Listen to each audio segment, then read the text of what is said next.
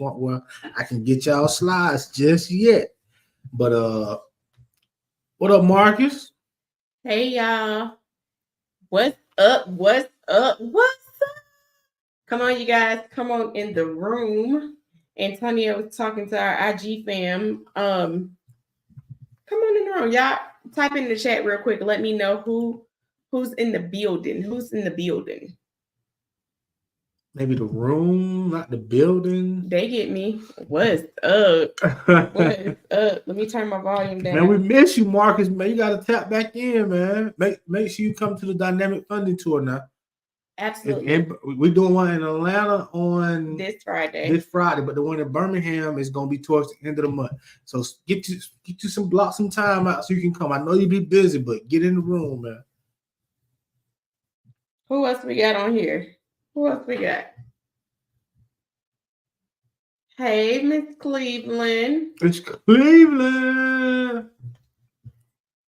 What's up, Quentin? What's up, Shauna? What's up, y'all? Shauna, you will not believe this. How about my first contractor called back yesterday and went from 25 to 20. But I told him it was too late. I already had somebody. So I didn't mean to call and tell you that. So I'm glad you came on here. Absolutely. Absolutely. All right, let's get started. You slacking. How? What happened to the video? Wait, first we say, hey, y'all. We done did that. You said, let's get started. But that don't mean I'm slacking yet. You is slacking. Man, what? You're tough out here. Are you ready to unlock the secret to real estate investing without using any of your own money? What's up, you guys? Join us for the Dynamic Funding Tour, a powerful lunch and learn series where you'll discover how to structure deals using our dynamic funding method. This is a proven way that we have learned to invest in real estate without using any of our own money, and we're going to teach you the same. We're kicking off in Atlanta at the prestigious Buckhead Club on September 26th from 12 p.m. to 4 p.m. Next stop is Birmingham, Alabama at the City Club on October 30th from 10 a.m. to 2 p.m.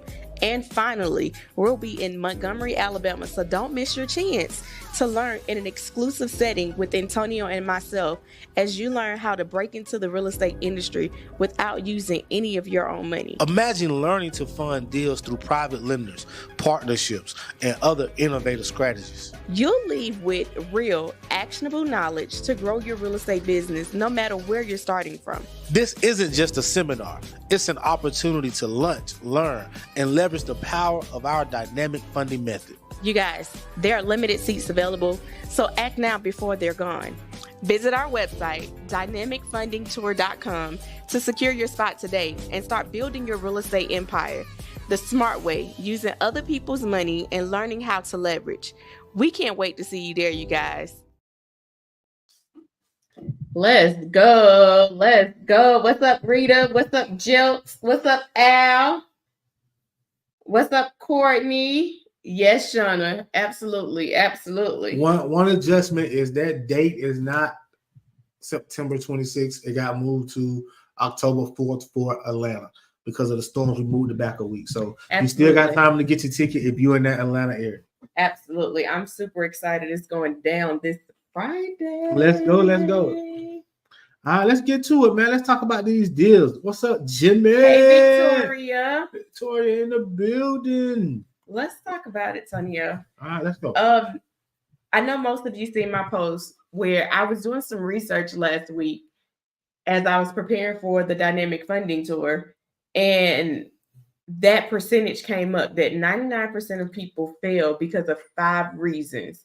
That's why they fail in real estate. We're not going to go over our 5. I thought it was important. If you want to go over all 5, we'll talk about it at the Dynamic Funding Tour, where we give you solutions to all 5. But the most important one was recognizing if they have a deal or no deal. That was the most important one in my eyes, because many times we feel like we have a deal, we get so excited, we get emotional about properties. And I'm saying we, but it's really I found myself in that category quite a few times where I become really emotional and then come to find out it really wasn't a deal. I shouldn't have bought it.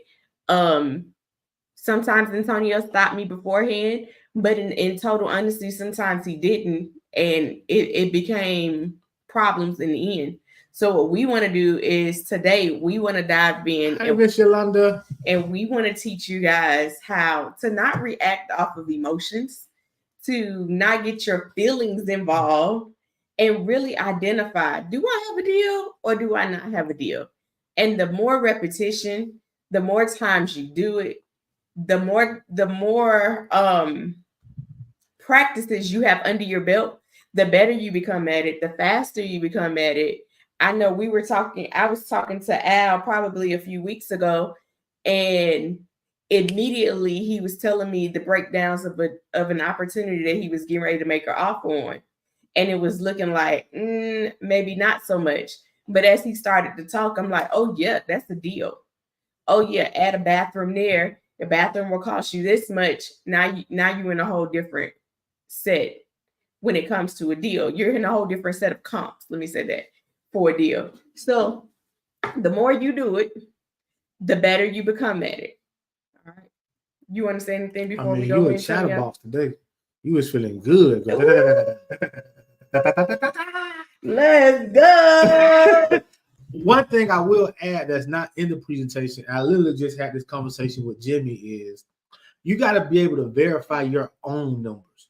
Mm-hmm. Do not rely solely on your realtor numbers. Do not rely solely on one contractor number. Like that's a way to really get in a bad situation, because realtors see real estate a little different than investors see real estate. Mm-hmm. So understand that even though your realtor brings you a deal, even though she says, hey, this is the deal, or he, but you so interested in this she pronoun, you be killing it. I am. Even though they're bringing you the deal, be able to verify your own comps. That is highly important. Yeah. There are enough tools out here for you to get accurate comps. Yeah. And even if they are giving you the ARV, which is the after repair value, tell them to send you the properties that they looked at to make sure that they align. Yeah. All right.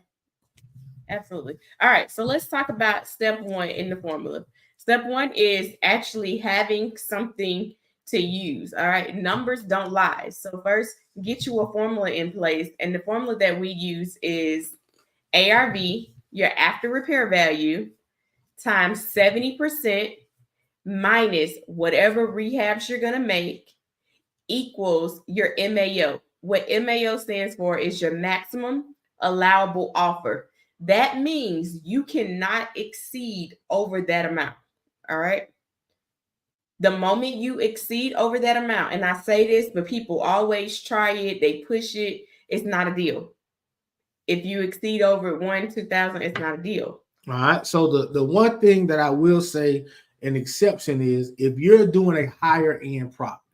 Absolutely. Right? Now, if you're doing a $300,000, $400,000 type property, I can see you going to 75%. Mm-hmm. All right, I can see it because there's more money than if you're doing a 180 or 200 type of deal. Yes. All right.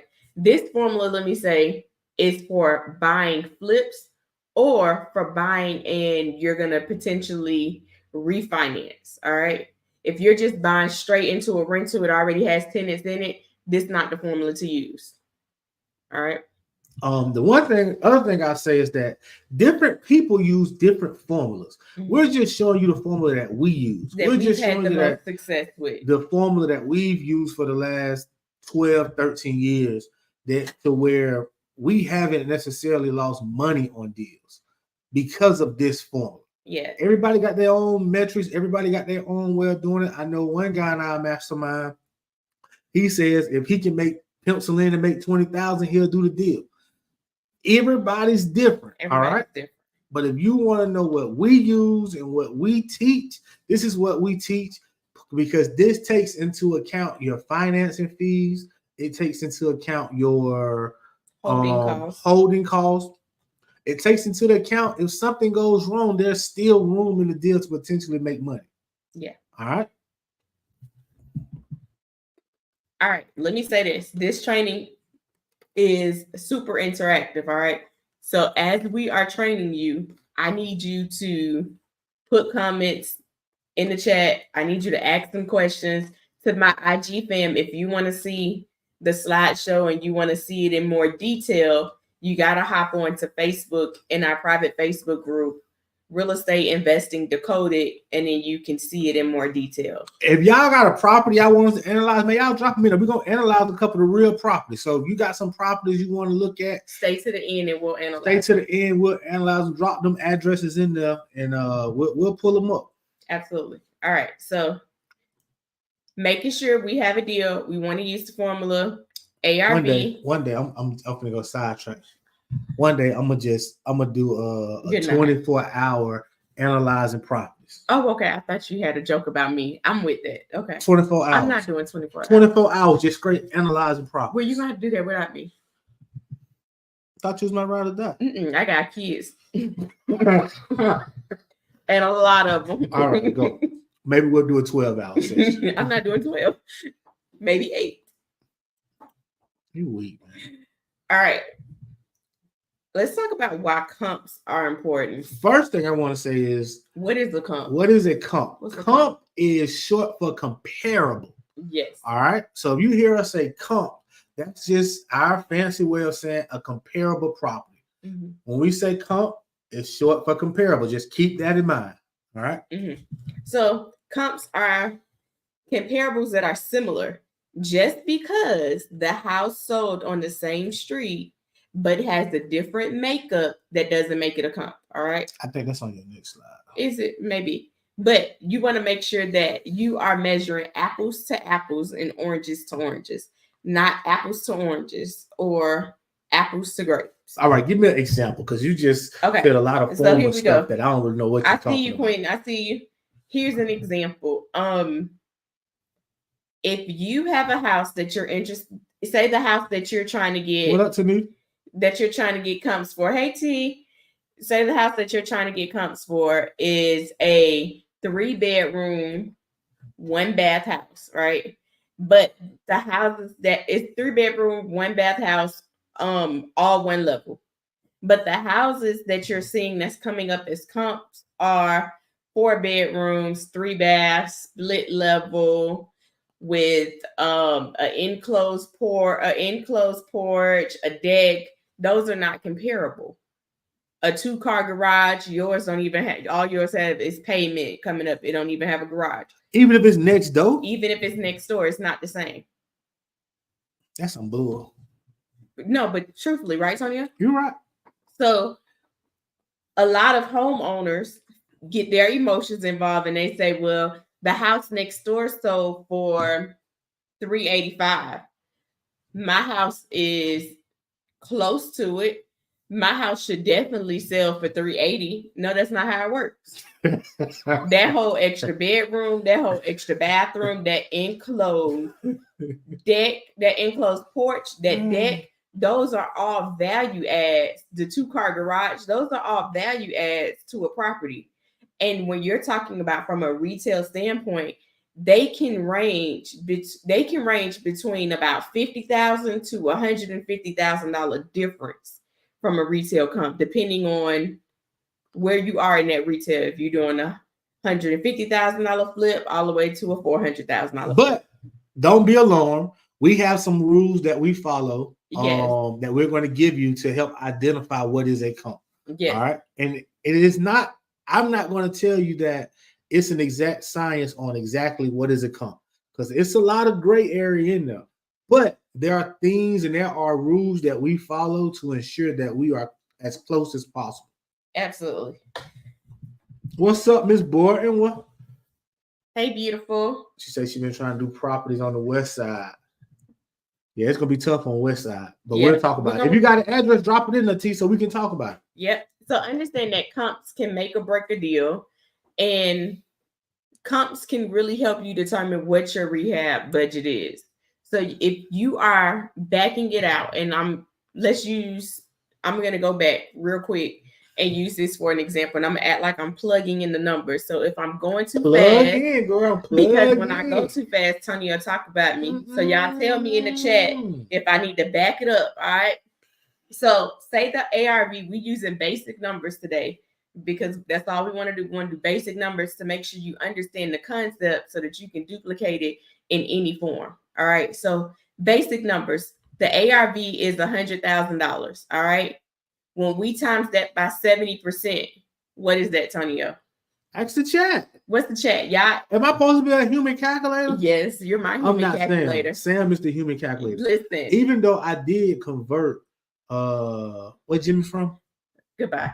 I did convert their money to our money without that. And he was like, how did you do that? All right, ask the chat. All right, in the chat, tell me what's 70% of 100,000? Bam. Right. Okay, I see. I need some more. Kenneth with an answer. Yep.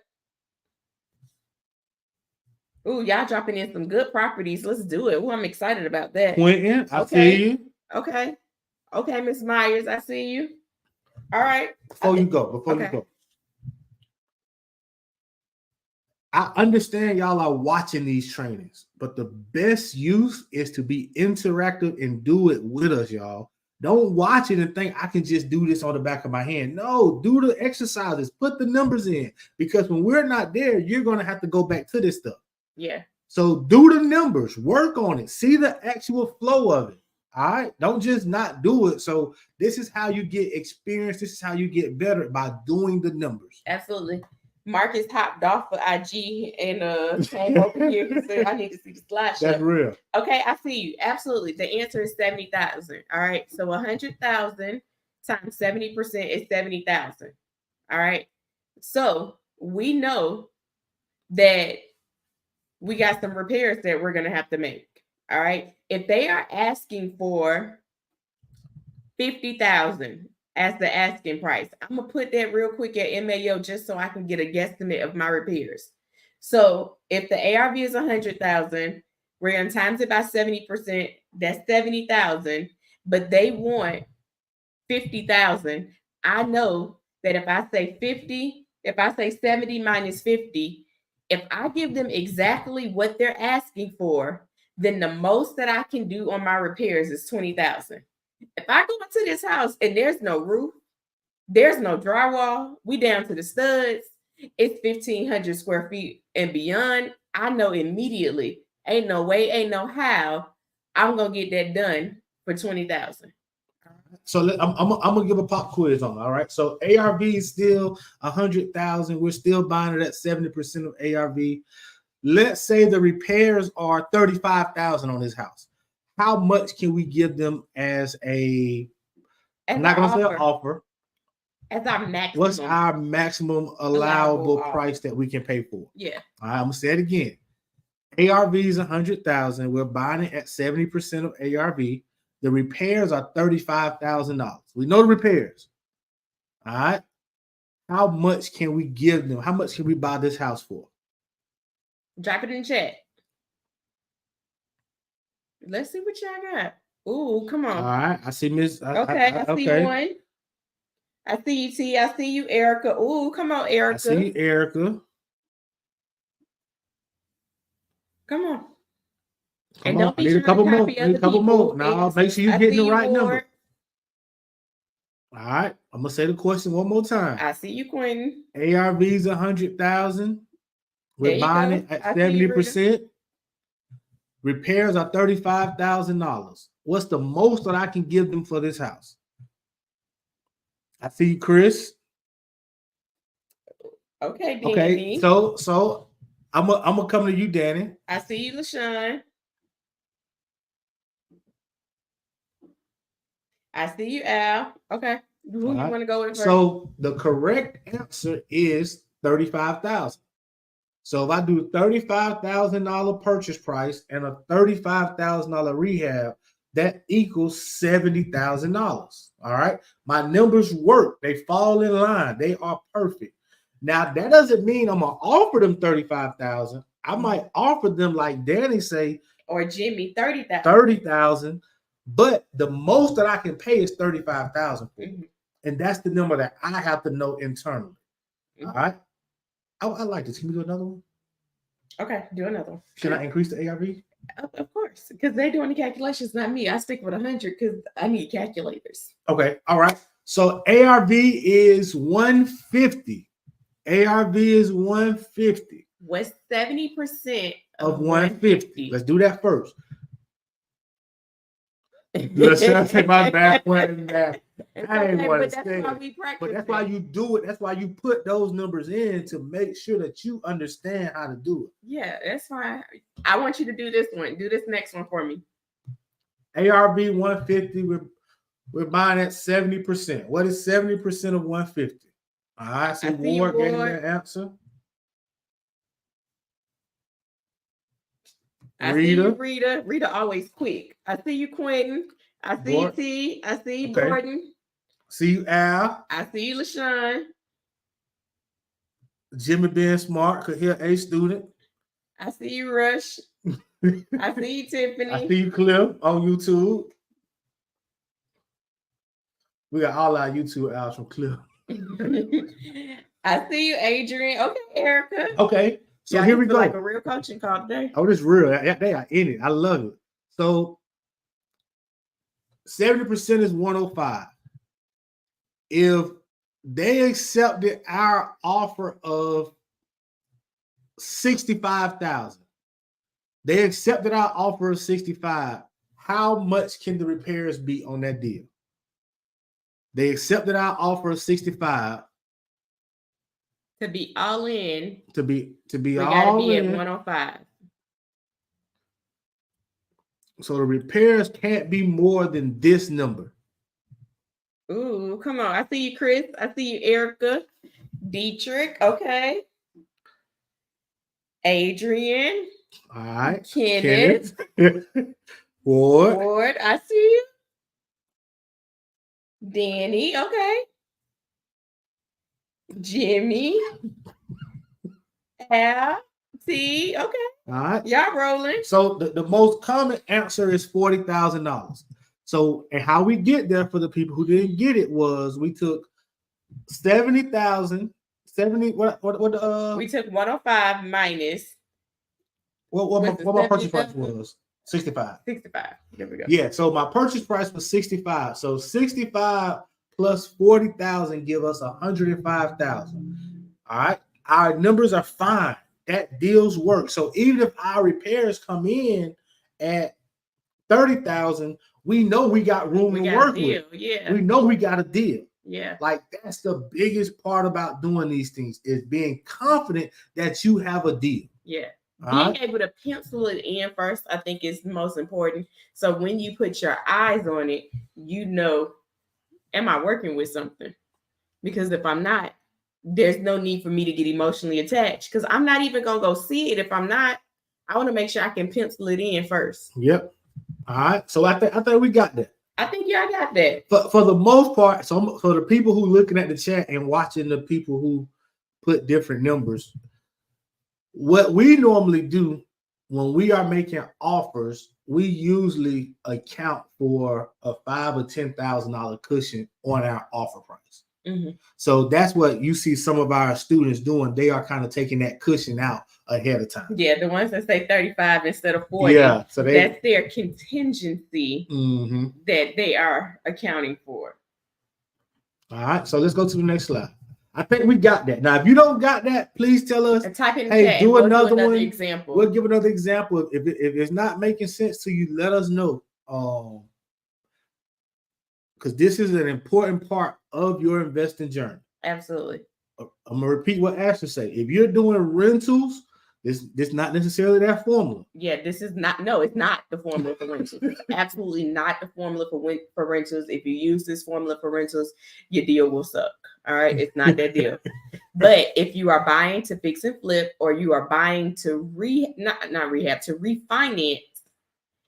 for a 30-year, then this formula works for you. If you're buying it as a fix and flip, but you're going to hold it to refinance, then this formula works. Oh my God, Ms. Gray. Can you put that on the screen? Okay, I definitely can. All right. So Ms. Gray said, so should I know what my repair costs would be before agreeing to the purchase price?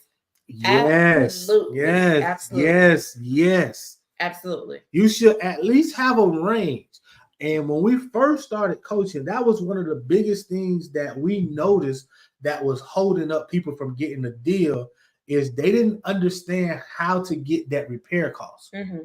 So you got to put some time in finding out how much things cost, because that's what's going to make your formula work.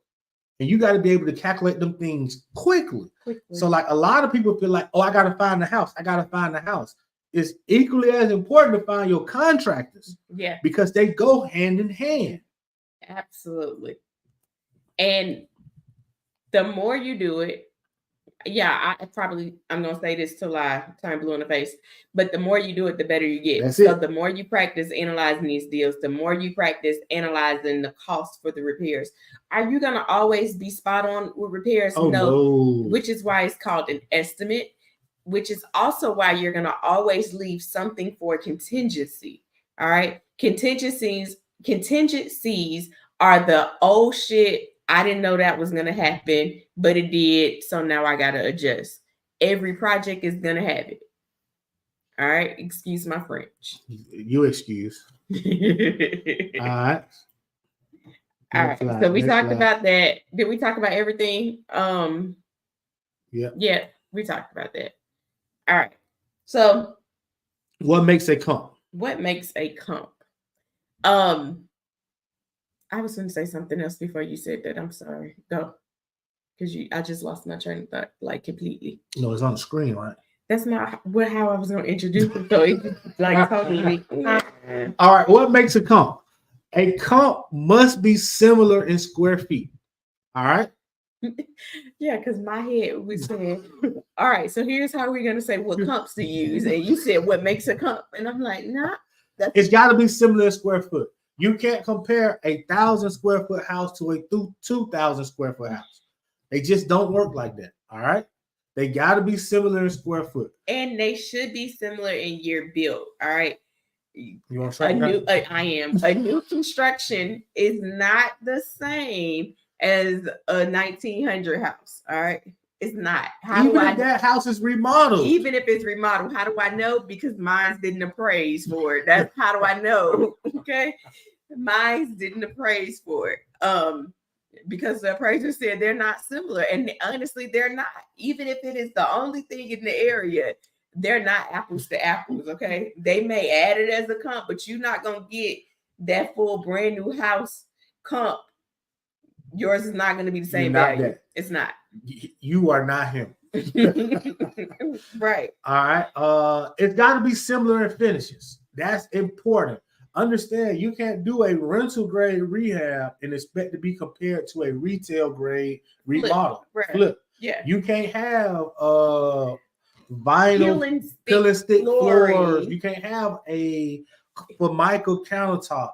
You can't have different colors on all the different walls and expect to be compared to a flip that got granite countertops, quartz countertops, hardwood floors, brand new roof, like open floor plan. You can't expect if yours you barely spent $20,000 on it compared to someone else that spent $100,000. They're not the same. I'm sorry. They're not.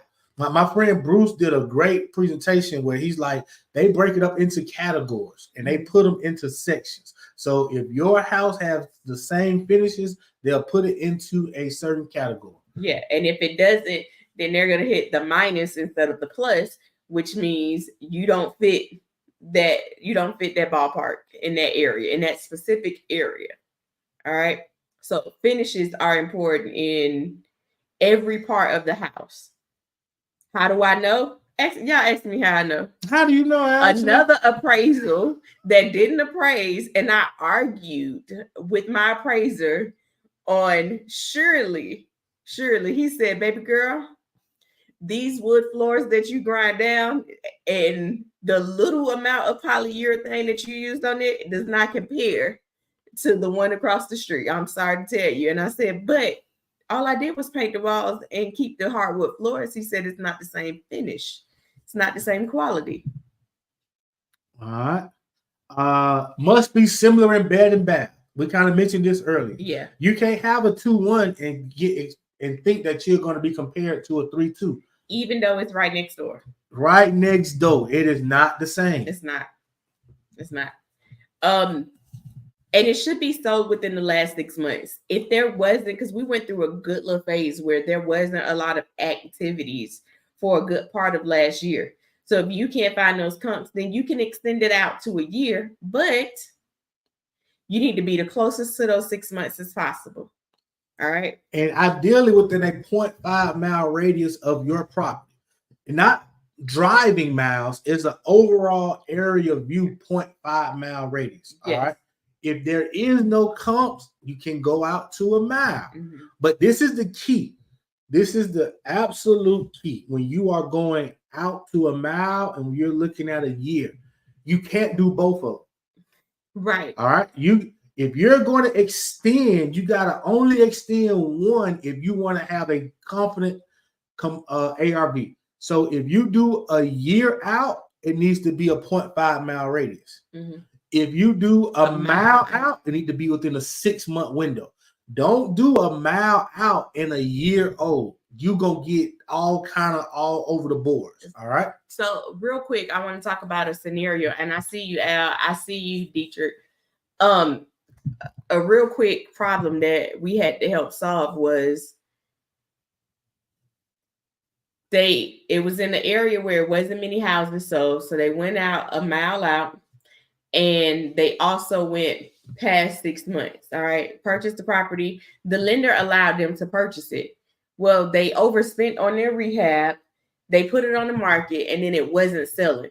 All right. It had been listed, but it wasn't selling. And they wanted to do a refinance.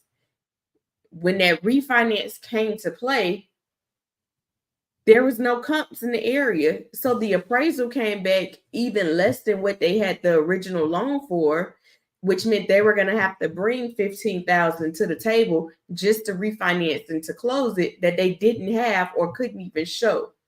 So it is so important. Yes, you might get lucky on the front end and you might be able to get that loan. But if something happens, you may be stuck in a situation that you shouldn't even cause yourself to be stuck in. So 0.5 mile or 6 months.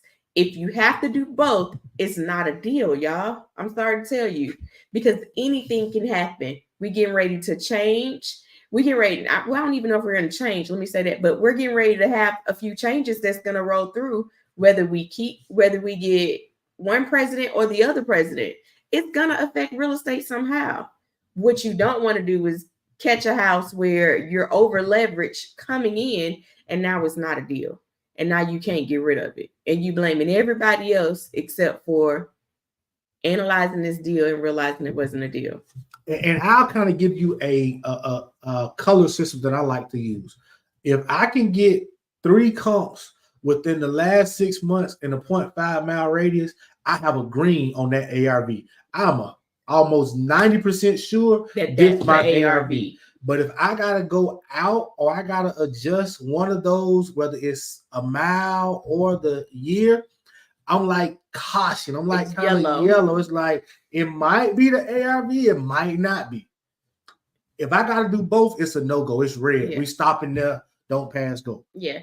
And honestly, if I don't find a lot of comps in that area and I'm on that yellow, then I want to get my repairs down to as low as possible. I just got to buy it really good. I got to buy it really good. And I need to get these repaired. I need to go walk this house several times to make sure I'm not missing anything. Yep. All right. We got some questions. We got some good ones coming in too. However you go. I'm going to read Al's on first. Okay.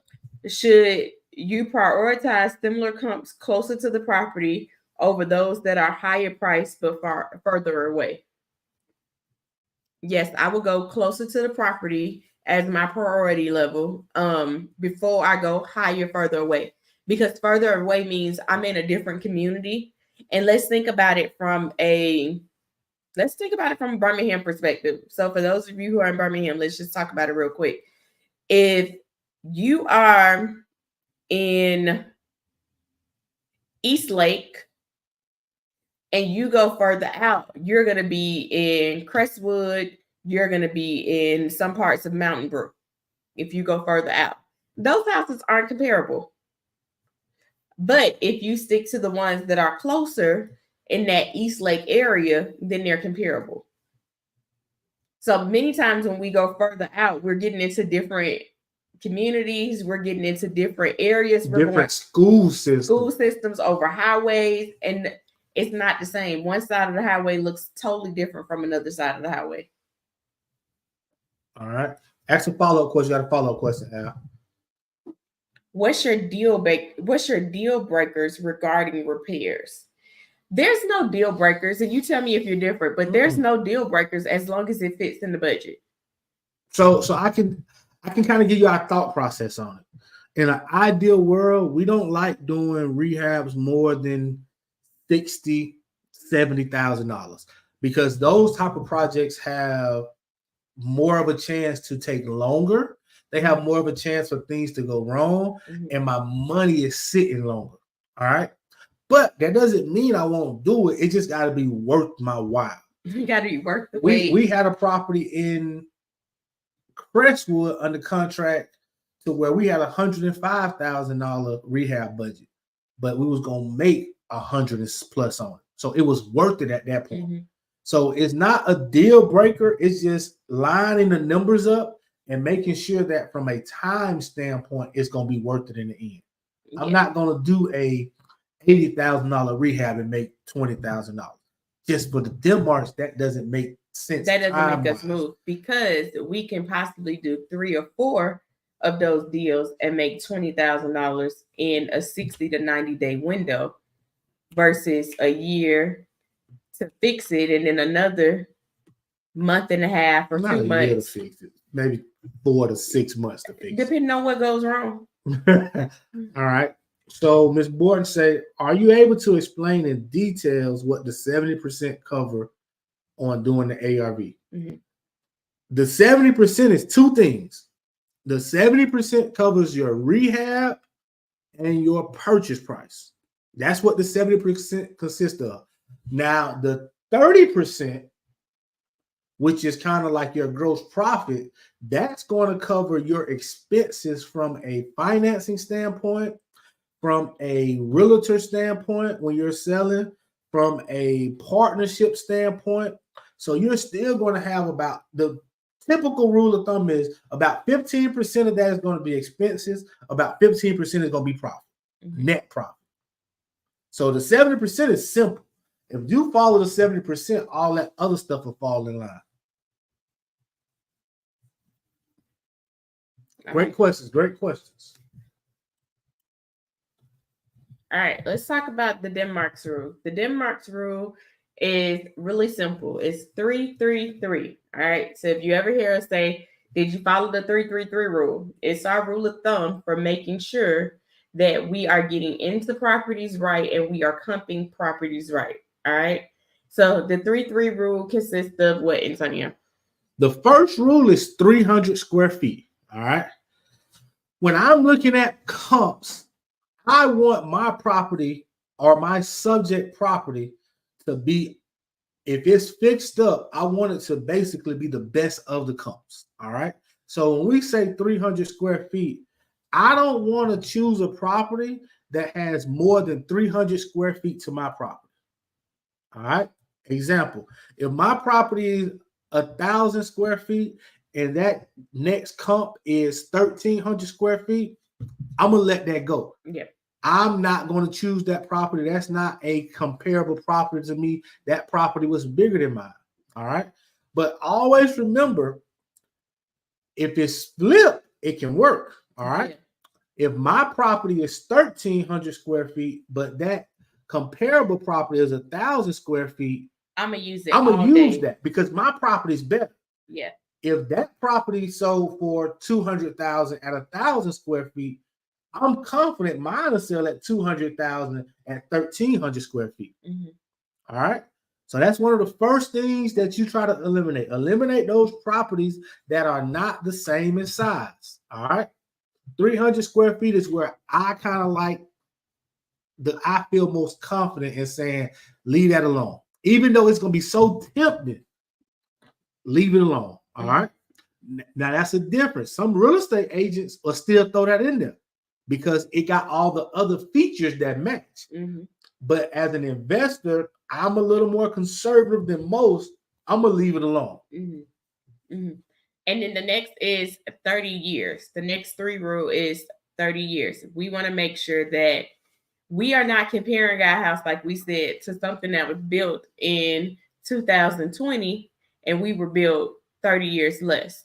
Like at that point, it's not a comparable. But if we're in a 30-year, if we're looking at something that was built in 2024 versus something that was built in 2010, that's good all day. That's you within 30 years. You're in 30 years.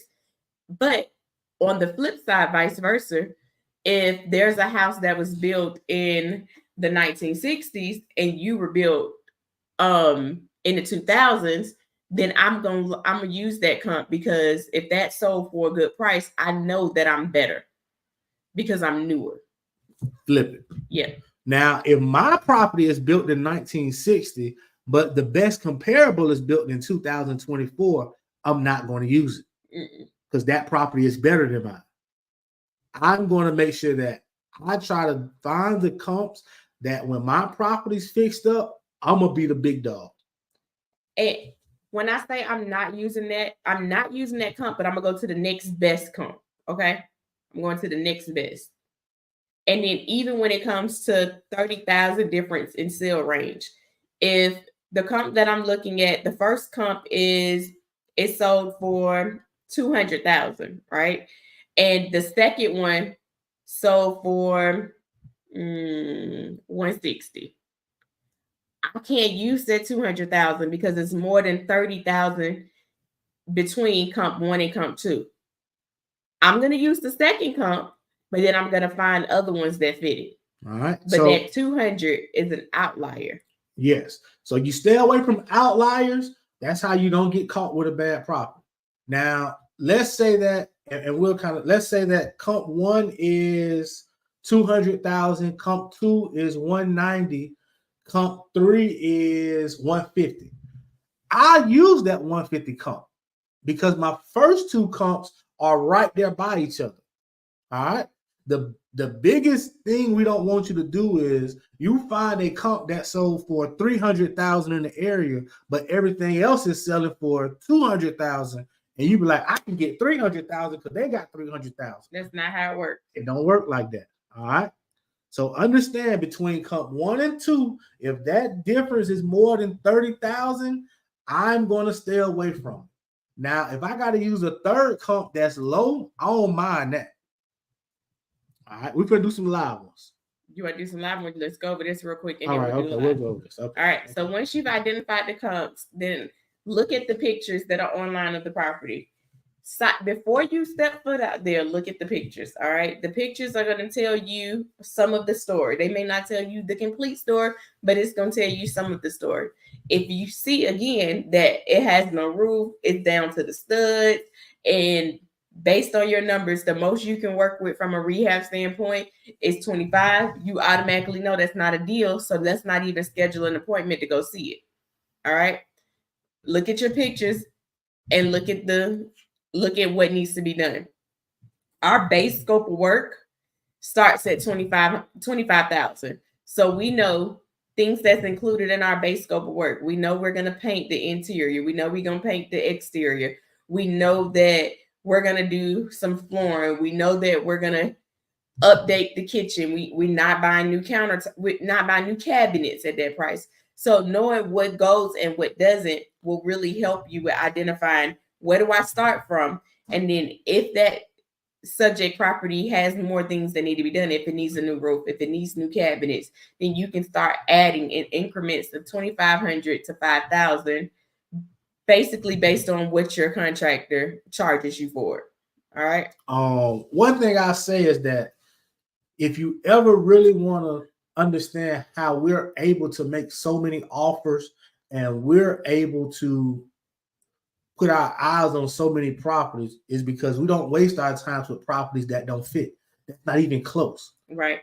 We only take our time or put our feet on properties that have countered us or that's real close to our numbers based on the pictures. So where a lot of times as a beginner, you riding around looking at every house. I'm going to see this house. I'm going to see that house. I'm going to see this house. And you wasting time. Yeah. Time, you wasting energy and you wasting money. Yes. Because you could be doing something that's far more income producing than going to see a property that's not a deal. Do we got any agents on the call? If you're agents, give me a hand raise, or I see a couple of them. Let me. Who's our realtors that's on right now? If you are a realtor, I'm gonna see them if you don't left. They coming. All right, I see Eric. I'm getting it ready for your deal. Adrian's on here. LaShawn. Karen. Hey, Karen. So for my agents, if you ever wonder how hedge fund buyers can make you an offer on your property, the first day it hits the market. The first day it hits, they have not seen it. They didn't even request to see it. They ain't request no showing, and they got an offer in your inbox. This is how. It's your pictures. It's based on your pictures and what's going on in the area. They have a proven system, just like we do, where they know what their base scope of work is. And from there, they build on based off the pictures. So, they take away once they do the inspection report. Yeah. But this is how. This is why they're able to offer you a price on your listings without even going to see them. Mm-hmm. Because they got a system and they follow this system to where they can analyze so many properties that it's just got to potentially fit, send an offer. And then they'll adjust once they do the inspection and walk you down. Yeah. All right. I've seen some deals come in. So what about properties that say no blind offer, no offer? If I give you let's be real with it. Yes, it says no blind offers, but if I come real close to what you asking for, will you really turn me down if your seller is motivated and you motivated to close that deal? So yeah, they say no blind offers, but an offer is an offer. And I'm gonna say this. I mean, just because I make a showing don't mean I gotta go to it. Just hint. I mean, I can make a showing. So yeah, that don't mean I wouldn't have seen this. You can put those. Well, I think this one's gonna be a really good one. You can put the Hewtown one. Okay. You can put those contingencies in the notes. You can put those there, and obviously you want to weed out the people who aren't serious. But let me say this: if an investor makes an offer on your house, they are pretty serious. Okay. They can close several of them at one time. So while you're looking for that one person, that investor may be that person. All right. I'm going to share our screen. Come on. Rita, I'm doing you first because I thought you had a really good one that may have some comps. So and then let's do I know I seen a couple different ones in there. So we know we can't get to all of them. I think Jesse had one too. Okay. Judson had a good one. I'm afraid Quentin had one, but his looks like a rental one. But we can. But I think that's. I want to do one good one and one potentially not so good. Okay. All right. Y'all ready? Type in the chat if y'all ready. Let's go. I see a question. What about when they request a showing before they take your offer? Okay, you just explained that. Yeah, man. Make the showing request. Get these offers out, all right? Make offers. More offers. You're wondering why you're not getting deals is because you're not making offers. Period. Point blank. Make offers. No excuses. I ain't got to wait to go see it. No, make the offer and adjust later. Okay? Make the offer. As you cut some people just did. Make the offer. All right, I'm finna share. Make the offers, y'all. I want to hear y'all waiting the Sunday to go visit the property with your realtor. Make the offer, send it to your realtor, and move on to the next 10 offers that you're going to make this week. That was my mic. I ain't even said it, though. I dropped the mic on what you said. All right, let's do it. Let's go. Yes, T. Yes, T.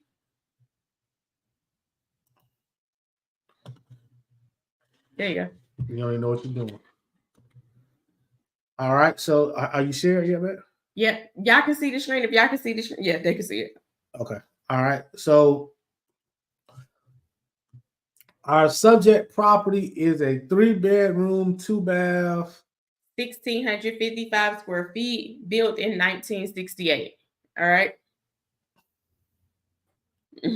Oh, you gotta repeat that. All right. So Adrian put one offer, then sit and wait. That is not how it works. It's not how it works. It's not, y'all. All right. So 3-bedroom, 2-bath, 1,655 square feet, built in 1968. All right. So I'm going to set my parameters at a 0.5 mile radius. 5-mile radius. If you guys want access to our valuator, Nikki, if you are still on, please add the link for the valuator in the chat. And for those of you who are not in REI Decoded Live and you want it, send me a DM asking me for it. Let me say this: we do have an affiliate worked out with them, but they'll also give you a discount as well for starting it. Yeah. All right. So here we go. So right now we're looking at comps. And we're just looking at numbers right now. It don't even matter about the pictures. We're just trying to get numbers. All right. So I sorted it by the highest price comp in the area that fits these parameters. So we add a 0.5 mile radius. All right. Overview, not driving distance. So don't put it in these addresses in the map and realize that it's either 2 miles when you're driving because you can't. This is the area view. All right. 0.5 mile radius. Did you do within the last 6 months? Yes, I got 6 months. Within the last 6 months. All right. So this first property is a 1,800 square feet, built in 2003, 350,000. All right. So let's talk about the reasons why I'm either going to use it or not use it. Y'all tell me first in the chat. Do I use it or not use it? Tell me real quick in the chat before I give my reasons. I think my phone. Use it or don't use it. Okay. Are we using the Sherry Lane property? Sharon Lane. Sharon. Yeah. Our property is a 3-2, 1,655. Just yes or no? And it was built in 1968. What we got? Using it or not using it? No, I'm using the valuator. Nikki put the link in the group. Nikki, put it in the group as well. I don't see it in the group, but put it in the group. I'll put no, we're not using it. Okay. Dietrich put no. Eric put no. not. Okay. Oh, man, I'm glad you're on here, Eric. Erica put no. LaWanda put no. All right. Why not? Tell me why we're not using that property. Why wouldn't you use this as a comp? Why? This property is nice and pretty. It's in our same it's zip the highest code. Sold. It's the highest one sold in the area. Like, why are we not going to use this property? What about this property? It looks small. Can they look small? They like that? See this. Okay. Yeah, they see this. Can you make it back big though so I can see it? Yeah, I can go back. I just want to make sure I didn't miss any comments. Oh wait, I seen some come up. Okay, so T said because of the extra bathroom. Okay. Is there any other reasons why you guys feel like we shouldn't use this comp? Because it looks like a majority of you said we shouldn't. Ms. Borden put the 30-year difference. 30-year difference than yours. Okay. Erica said the bathroom. Okay. Rita said it's a 3-bedroom, 3-bath, not a 3-2. Okay. All right. So let me, before you go, okay. Anybody else want to give it a shot? And not saying that those people was wrong, but there's something that we did not put in there that is vital. Area. What do you mean by the area, Chapman? What do you mean? All right. While Chapman does the area, what we have to do is tell y'all we have a 3-3-3 rule, but we also have a +2 rule. All right. Okay. So +2 rule is very important. All right. So what the +2 rule means that if the comparable property has a extra bathroom and a extra bedroom more than us, we won't use it. But if it only has one of those two, we would use it. So if our property is a 3-2 and this comp is a 3-3, that's a +1. Mm-hmm. I'm fine with using it from a bed and bath standpoint. Mm-hmm. All right. So I want to make sure I get that clear. The bed and bath is not why I wouldn't use it. And right? Because, or the square feet, because we are still within 300 square feet. All right. We at 1655, they're at 1811. Yep. But the biggest reason why, Al, you hit it on the head, is the $105,000 difference between comp 1 and comp 2. All right. I'm super smart. The first red flag for me is the year built. And that's yeah. So year built is the first red flag. That's the first thing I see. Oh, this was built in 2003. I was built in I think 1968, 68, 78, 88, 98. Too many eights. So that's the first red flag I'm gonna see about the property is it was built in 2003. I'm gonna automatically scratch it off. So this property has a lot of reasons why, just from looking at it, why you wouldn't use this as your comp. All right. All of you were right. But like T said, you can add another bathroom in it and make it a 3-3 because you got 1,600 square feet. You can potentially find a spot to add a bathroom. Yep. All right. All right. Let's go with the second one.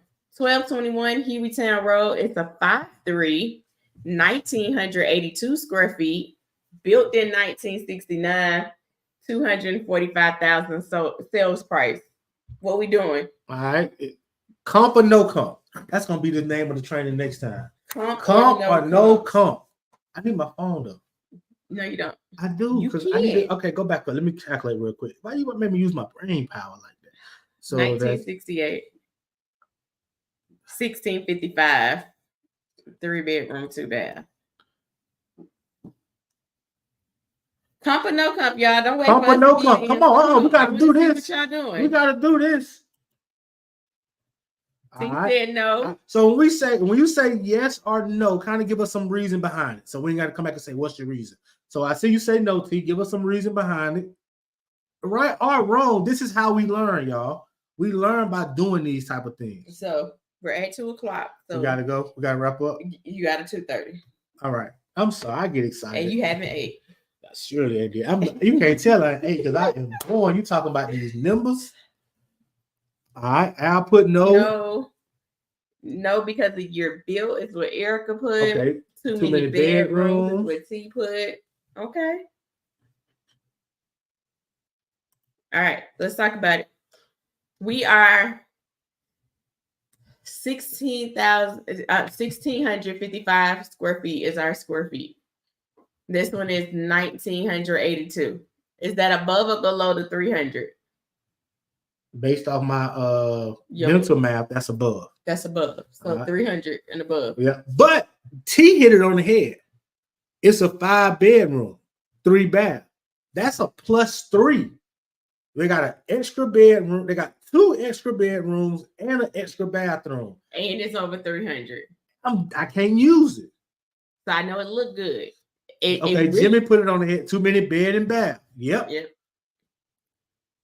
So it looks after that 350, you feel like, well, surely I can use this 245. Nope. Next one, we got a 3-2, 1,400 square feet, built in 1971. So if I'm just looking at my year built, that's good. We good. I'm good with that. You're gonna get an answer. Are you trying to speed up? Yeah. All right. If I'm looking at my square feet, I'm bigger, so that's already a plus. And then it has the same number of bed and baths that I have. So, Catherine, is that Catherine? No. Catherine is a comp. I would use it. It fits Catherine. All the parameters. All right, so I don't want the other ones ain't gonna disappear. Then I got another one on the same street. It's a 3-bedroom, 2-bath, 1,400 square feet. I'm loving that. We built not too far in the same time. That's a good one. Because mine's really gonna look better. I had another one on that same street, 3-bedroom, 2-bath, 2,000 square feet. And then I'm moving around the camera, y'all. If y'all like, why should this stuff moving? I couldn't see it. All right. And then built in 1976, but no, built in 1958. So 1958 is fine, no issues. 3 bedrooms, 2 baths, no issues. But this 2000 is nuts. All right. Y'all think I should use it or not use it? Is it a comp or not a comp? Same street. Same street. Same bed and bath. Same bed and bath. Year built is almost only 10 years apart.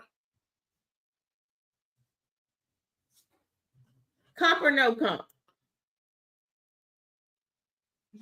LaShawn says yes. Okay. What else? Comp or no comp? Y'all scared now. Y'all scared. Don't be scared.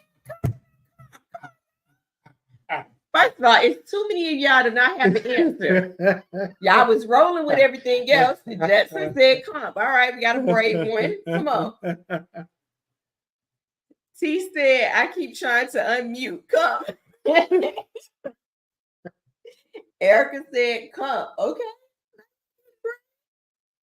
Does anybody say no comp? Everybody says comp. Anybody just don't know? They don't know. Ash, I don't know. I need to go back and watch. All right, Tonya. What is it, Tonya? All right. So for me, I wouldn't use this comp because this comp is 2,000 square feet. My comp is only 1,600 and some change square feet. I wouldn't feel confident. And let me tell you the mental thought process. If that house is 2,000 square feet and it sold for $219, I'm not confident that my 1,600 square foot house will sell for that price. So I wouldn't use that comp. I would go to the next comp. Now, things that I consider. What agents will do, an agent will use this comp. But what an agent will do is they'll do it by the per square foot method and give you an ARV. Mm-hmm. I'm just not confident in that method, just to be honest with you, because it can get screwed if you have a big property or a small property sometimes. Mm-hmm. So I'm not telling you that the agents are wrong. I'm just telling you I'm conservative with my cash. If the agent wrong, the agent ain't gonna lose nothing. If I'm wrong, I'm gonna lose. So here's some things that would immediately go into my brain on this house in particular. Mm-hmm. I see that it's on the same street as mine. I see that there's other houses that are similar to mine on the same street. So I'm going to immediately find out, does my house have a basement? Does that other house have a basement? Mm-hmm. And does the 2001 have a basement? Are we similar when it comes to above? Because the agent could have put it in wrong. All right. They could have put it in as 2,000 square feet when it's really only 1,600 and 400 could be in the basement. And that's when I'll kind of go. So once I get my top 3 to 4 comps, then I'm going to look at pictures. Mm-hmm. All right. So would I want to immediately use it? No, but I will go check the pictures out to see, okay, let me see what the square foot is in other areas, because if most of the houses in this area look like they are built the same 1,600 square feet, 2,000 seems kind of an outlier. I know, Rita. I know what this is. It kind of seems like an outlier. So I dig a little deeper into it because the numbers line up. 224, 223, 219. That's telling me that, hey, this is about where I need to be for real. Mm-hmm. Rita said it does have a basement. Okay. I know exactly where it is. I don't know this house specifically, but I do know the street specifically. And most of them are all made the same, which is why I brought that up. However, I'm not going to use that on my initial comps because what may happen is the appraiser may see 2,000 and automatically drop it out. So I'm going to go with the next best comp. And if the appraiser uses it and it's the plus, it's to my advantage, then it's just the plus. But I want to make sure as an investor that I'm in safe and not struggling trying to make it a deal when the appraiser may not look at it as one. Right. And Eric said, or has additions been made? Yeah, if additions been made, then definitely you can't use it. Potentially additions have been made. So that are on the main level. Let me say that. We're looking at the main level square feet. You don't get the same if you 1,600 up top and 400 at the bottom, then that's not considered a 2,000 square foot house. That's considered a 1,600 square foot house. That 4,000 is your basement and it's not calculated in your overall square feet because it's below ground.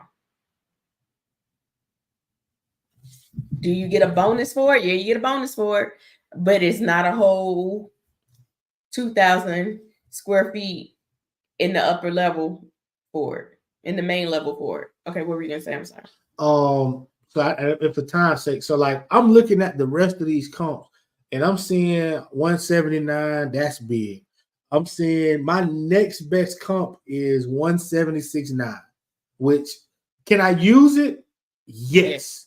But what I would probably try to do is I would probably, in this particular situation, I would probably go a mile out or a year back to see if I can find a comp that's more like that 223, 224 range, because that's kind of telling me where I need to be. So I don't mind trying to, before I just automatically assume that 176.9 is my best comp, I'm going to try to go out farther or back to see if I can get a comp that's similar to what we got.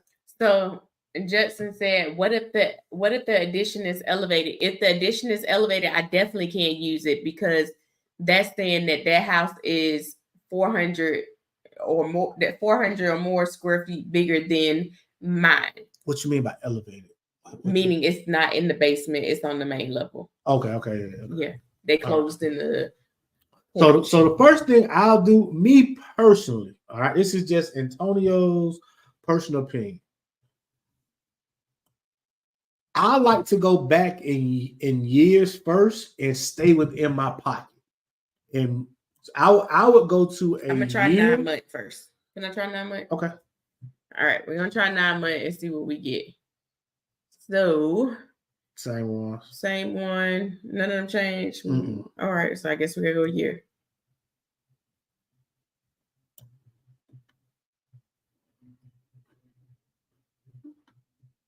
What's that one? 3 down no 1845. Yeah. See, I would use that. Even though I know the bath, I'm pretty sure it ain't got four bathrooms. So I would feel okay with using that property as a comp. I'm bigger. I'm built in 19. Yeah, I'm newer. I'm sorry, I can't use the right word. So I would feel confident. I would probably have a yellow light on this ARV. So that how we get the ARV is we take the 3 sold comps, add them up, and divide by 3. Tell me what's the ARV on this one? 237, 224, 223. Add them up and divide it by 3. Tell us what the ARV is on this one.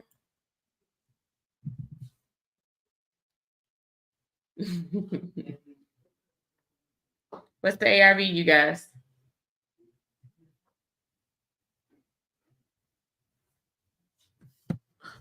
That wasn't my meeting. That wasn't Nikki's meeting. You can't ask on camera.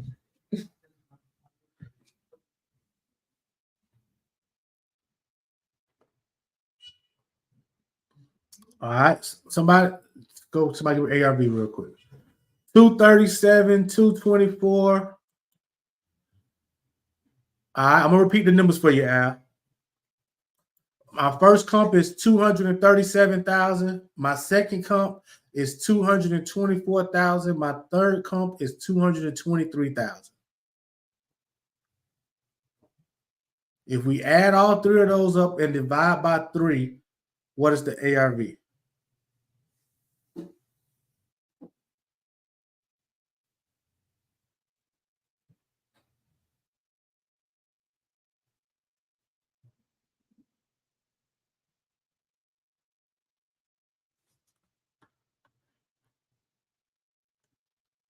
If 228. All right. So you got question marks, D. What you got question marks for? All right. I see T. I see you, Al. I see you, Erica. Okay, 228. All right. That's my ARV. Now, what I would do, and this is just kind of experience. If my ARV is 228, but I'm in that yellow area as far as comfortability with this ARV, I might bring that 228 down to 225, 220, if I can make the numbers work. All right. If I got to fit the 228, I like the area. I'm pretty good. I will do it. But if I can bring that ARV down a little bit just to make me feel a little better, that's what I would do. All right. So Ms. Borden said, why can't we use the bottom of the house square foot for selling purposes? Great question. That's not how appraisers look at property. They look at above ground totally different than below ground. Mm-hmm. And most basements are below ground. And let me say this. You can use it for selling purposes. You just can't add it as your square feet, because with that square feet that you're looking at is called living square feet. Anything below grade is not considered living square feet, even though it's livable. Even though got drywall, bedroom, bathroom, has a window, has a yes. It's and now, do you get credit for it? Absolutely. But let me tell you this: I looked at an appraisal report because I didn't understand it, and I really wanted to see. Like, this was in my very first house that I purchased, because I felt like they didn't count some things, and I'm like, oh, my house is like 2,000 square feet. What do you mean you only counted me? I think it was just like this. It was about 1,500 up top, and it was 2,000 overall. And I'm like, oh no, this is wrong. They didn't give me credit for my basement. Did they not go to the basement? They did. They just didn't put it on my living square feet. They gave me an extra, I think it was like 1,000 or 1,500 towards my comps, like a bonus 1,500.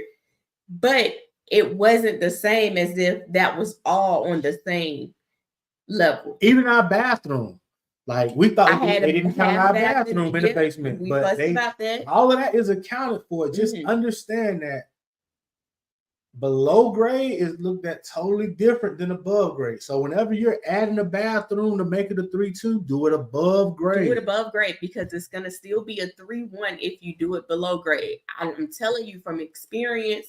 I've had to fight appraisals all to be wrong myself. Yep. Anything but don't add any bathrooms below grade. All right. That's still considered not there. Yes, you get a bonus for it, but the cost that it takes is more desirable too. And it is desirable to have a bonus room in the basement with a bath. It's so desirable because you got a guest bedroom and bath. We gotta go right on that. We gotta go on that one. This is why, absolutely, Quinn. This is why you need a mentor, absolutely, because you feel like you got so much space, and you do. It's just not in the comps. It's not calculated. An appraiser is not calculating it, and your numbers are going to be busted because of it. Can I borrow your phone? And we finna go. But to what you just said, Quentin, one of my friends made a post on Facebook, and I want to read it so that it goes to exactly what you just said. It's right here. It's right well.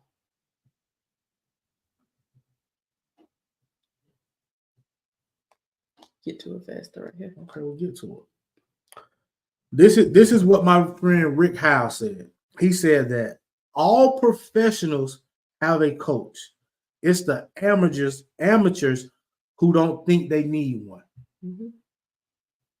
All your successful people got coaches, man. They got more than one coach. Multiple coaches. You got to have a coach for every part of your life. I promise you. You need a coach for dealing with these kids. You need a coach for your marriage. You need a coach for your business. You need a coach for if you're in any sport. Like, you need a coach for every aspect of your life. You need a financial coach. You need a coach for every aspect of your life, because you do not know what you do not know. And it's not until you need to know it that you wish you would have had a coach that could have helped you. And it's too late. Time to go. All right, I got a meeting in a few minutes. If you guys learned a lot today, I need you to drop in the chat that you learned something today. Oh, yeah, let me know. Let me know if you learned something. I need to know. Because if not, we got to go back and train. We ain't done. Hey, man, you got to leave me out of the next one. You know I ain't 8. You know I ain't 8. I mean, I got to be prepared to go 8 hours. You're laughing, but I think I'm going to do that. And we're going to do it all over the country to just show people that real estate, the foundations don't change. Comps are comps. You can't make it do nothing different than what it is. Al said, loved it. T said, learned a lot. Teacher said, yes, I agree. Adrian said, that's what you and Darlene said the other day. I'm getting on board. Yeah, you got to. Joy learned something. Yes. Good. Rita said, thank you. Rita, I want to, I saw what you put. I want you to look and see, was that a driving 0.5 mile or was that area view? I'm wondering why it didn't show up. Send me that address directly. Chapman said, very informative. Good. Kenneth said, definitely learned something. I was driving and listening. Listen, I see the guys was in today. I saw you and Gregory. Y'all got this. Let's go, man. Let's go. Let's get out. Who got some lunch, man? Thank y'all for coming. We'll be back here next week, same time, same place, different train. If you haven't got your dynamic funding tickets yet, we are going to be in Atlanta this week, this Friday. We're gonna dive deeper into it. Atlanta, we're going to talk about how you can literally do deals without using any of your own money. So Atlanta is this Friday from 12:30 to 4:30. It's going to be at the Buckhead Club. Go to dynamicfundingtour.com, get your tickets. We only have a few more seats left. We moved it from last week because of the hurricane to this week. So make sure your place is in the room. Make sure your face is in the place. There we go. And it's not like a huge club like we normally do the bus tour and all that. It's just an intimate setting where you can get your questions asked and you can get good understanding. Absolutely. So get in the place. Let's learn. Let's find out where you are so that we can help you get to where you need to be. We made it a small environment because we really want to get to know you. We really want to help you and get you over your hurdles and your obstacles so that you can literally start doing these deals. This was our best way, our best thought of being able to do it is to meet you where you are in your city and be able to walk you through the process. All right. So Dynamic Funding Tour Atlanta this Friday, October 4th. 12:30 to 4:30 p.m. And then we are in Birmingham on October 30th from, I don't even know. The information is on the website. So make sure, I don't know the time frame for Birmingham. I think it's 10:30 to 2:30, but double check. 10:30. It's a lunch and learn, you guys. We're going to eat together. We're going to break some bread together. We're going to talk. We're going to cry. We're going to develop. We're going to change our mindset. I'm going to cry, y'all. Yeah, I am. We're going to change our mindset and we're going to create a different lifestyle for us and our family. All right. Am I missing anything? No. Thank you, Al, for reminding me. All right. What? Al got me. Al got me. I did. It's your checklist. It's over. Gotta get you a checklist. All right. Love you guys. Have an amazing day. Peace. Let me let y'all see my face before I say peace. Peace.